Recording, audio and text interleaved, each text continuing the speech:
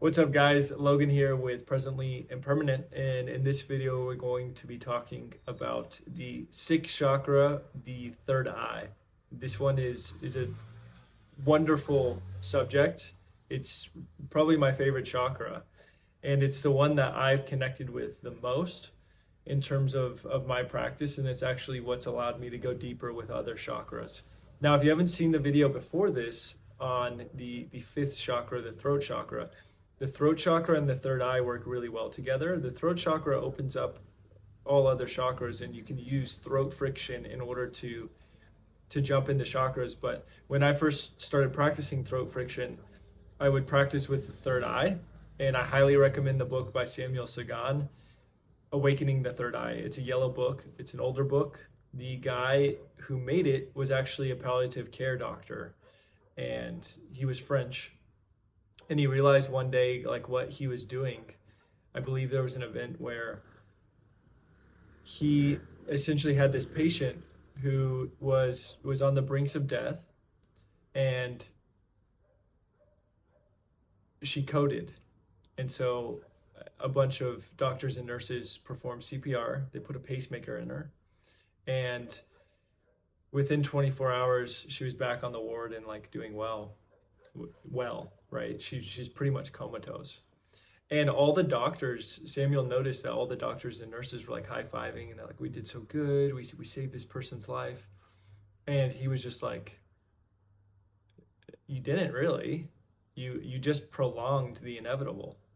Like, this person was going to die, and maybe they would have had a better passing than if we intervened. And so he ended up quitting the profession, very much like me. And he went on his spiritual path, and he ended up doing a bunch of meditation. I think he was doing like up to 10 hours a day. And he just meditated a lot and got really deep into all these different practices, studied a bunch of different religions, and he wrote this book, Awakening the Third Eye. Super important on your journey.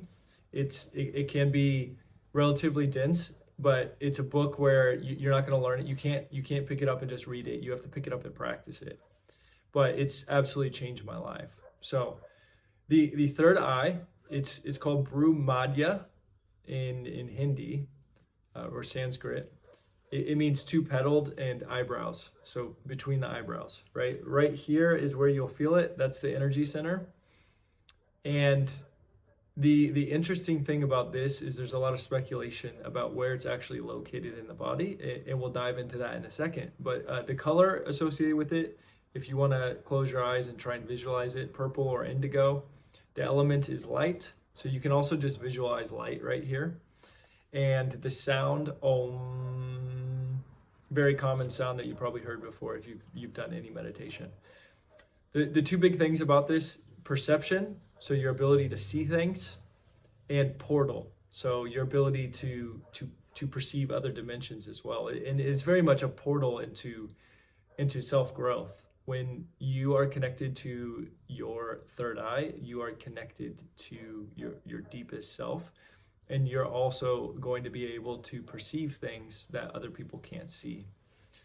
And so, I never even thought about this, but that's why they call it the third eye. You have two eyes here, and then you have a third one, so you can see things that other people can't see. Pretty cool. The organs associated with this, from one of the texts, one of the encyclopedias I have: medulla plexus, pituitary gland, and the eyes. Now, with this being said, most people who talk about the third eye say that the third eye is the pineal gland.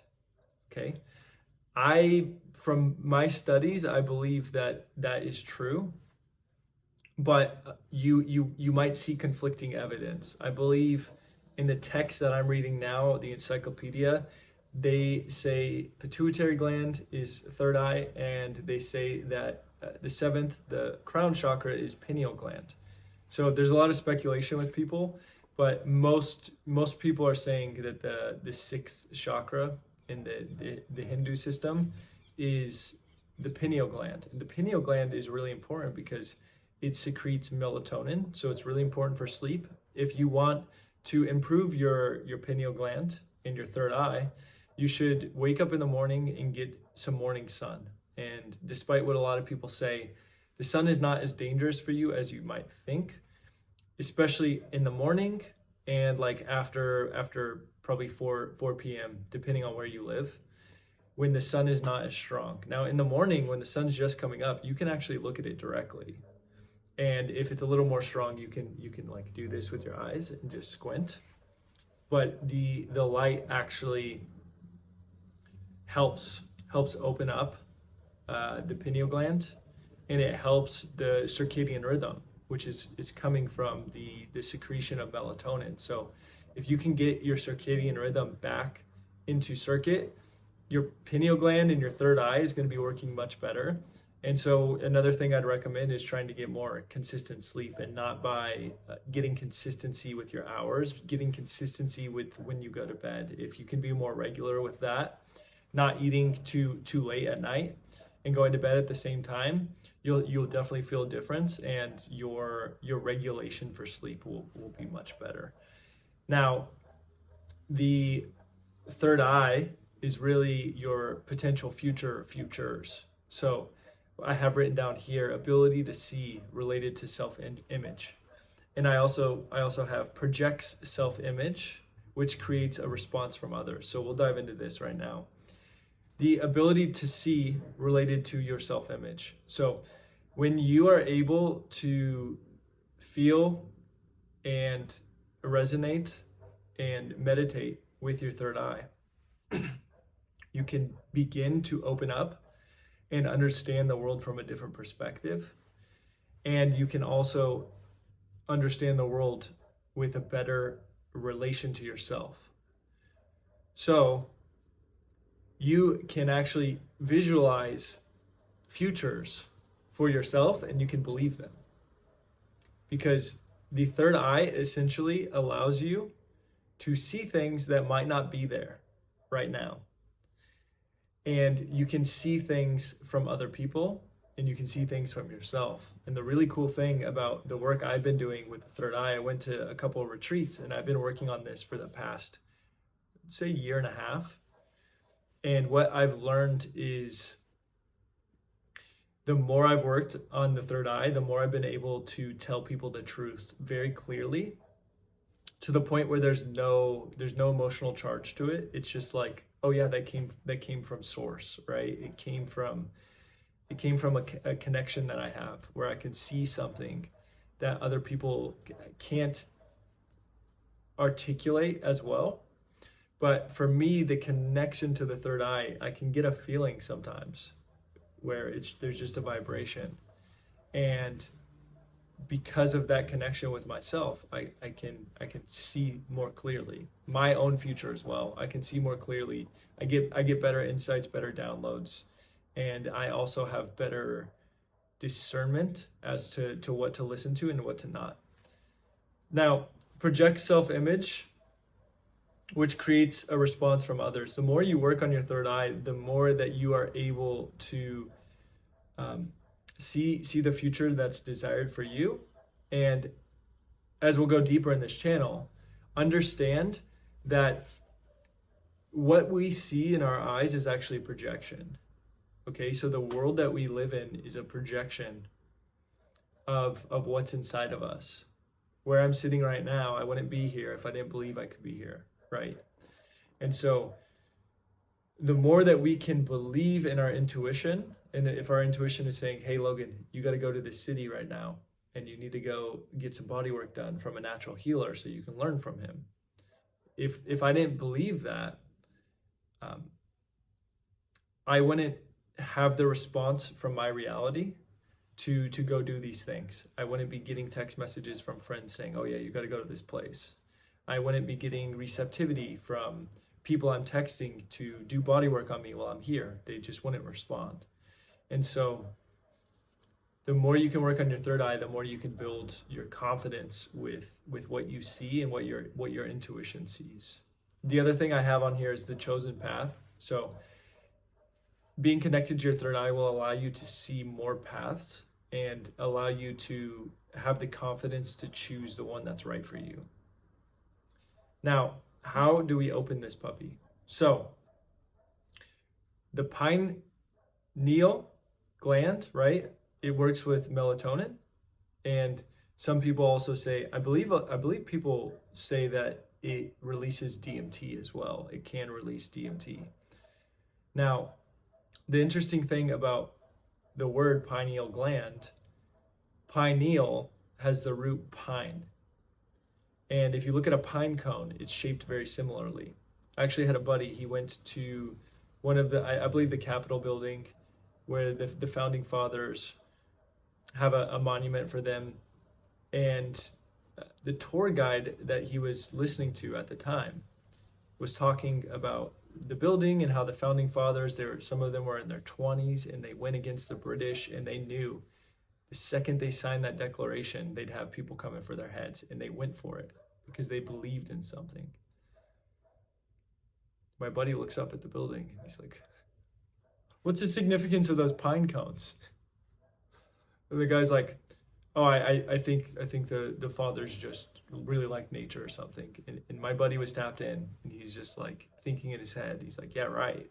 They were tapped into their source. They were tapped in here, and they had vision, and they knew the path, they knew the future, and they went for it because they had pure conviction." And the more I've connected to my third eye, the more I've connected to God. The crown chakra is supposed to be your connection to divinity, which we'll talk about in the next video. But I've really found the third eye has connected me more to God, because I get signs and understandings that just aren't really coming from me.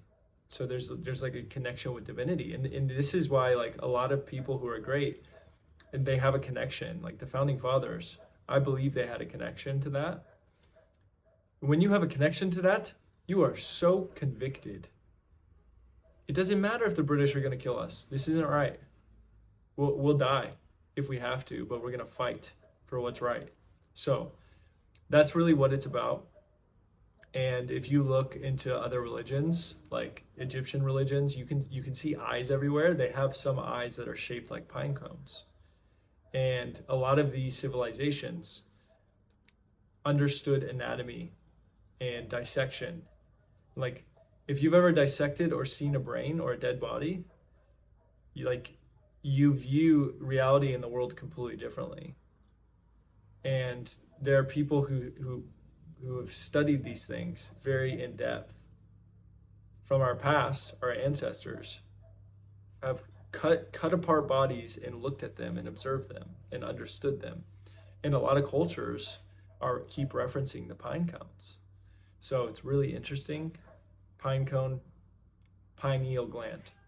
Now, you probably want to know how you can have a stronger relationship with this. So one, just simply meditating. Two, meditating and like visualizing light in between your eyebrows. Two, get the book Awakening the Third Eye by Samuel Sagan. Practice the throat friction, which I talked about in the last video. Practice the throat friction with the connection to the third eye. When you're listening to music, you can listen to certain music, ideally like high frequency music. Anytime there's a beat change or a sound, you can actually feel it in your third eye, and you can feel the vibration. Right now, I'm connected to my third eye. Could feel it vibrating. So I've been able to, I can connect to it immediately just from like a year of practice. And it took me maybe not even a week to start feeling a connection to it. So if you guys read that book and start doing some of the things we're going to talk about, then you'll start to feel the connection and really wake up. Like awakening the third eye wakes up your consciousness.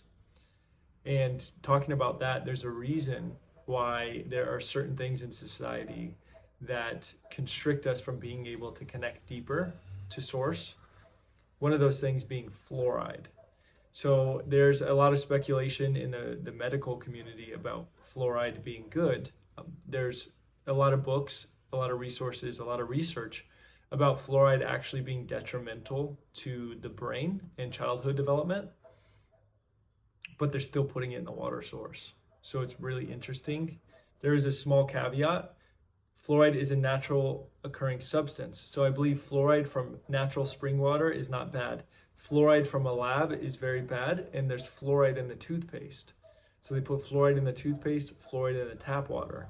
And originally they started putting fluoride in the water. I can't remember what place in the US, I think it was the Midwest. They actually started putting it in the tap water, and they did studies and they found that it was helping reduce tooth decay. So they decided to put it in everyone's water source.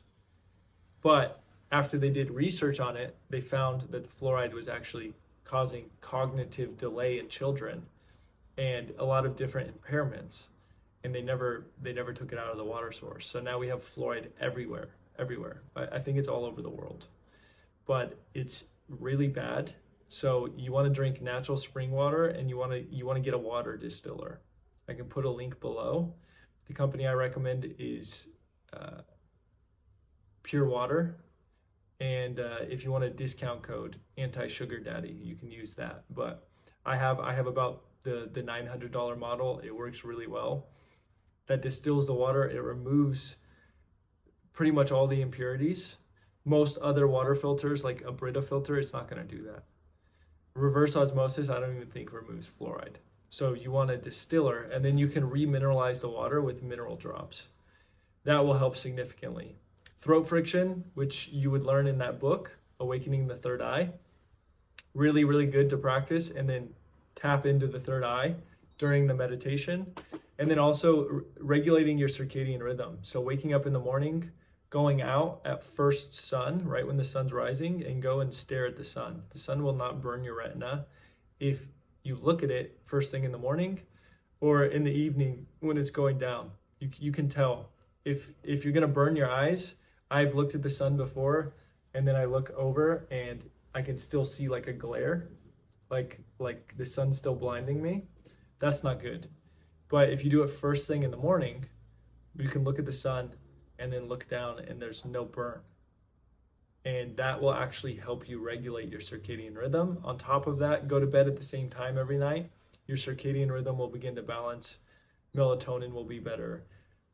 Your pineal gland will be better. But we want to work on decalcifying this. And another thing that you could try, I'm not going to recommend it, but I've done it. Ayahuasca is supposed to decalcify the pineal gland, as well as 5-MeO-DMT. And you can go and listen to tons of Joe Rogan interviews on that if you want to. But I've done both of them, and especially the 5-MeO-DMT, it definitely opened my pineal gland. But nothing worked as well as just doing the meditations with throat friction. But that being said, I started doing that stuff after I did the ayahuasca and the 5-MeO-DMT. So that is the video for today. If you guys are interested in learning about the offers that I have, I'll have a link below. Subscribe to the channel if you aren't already, if you're getting any benefit out of this.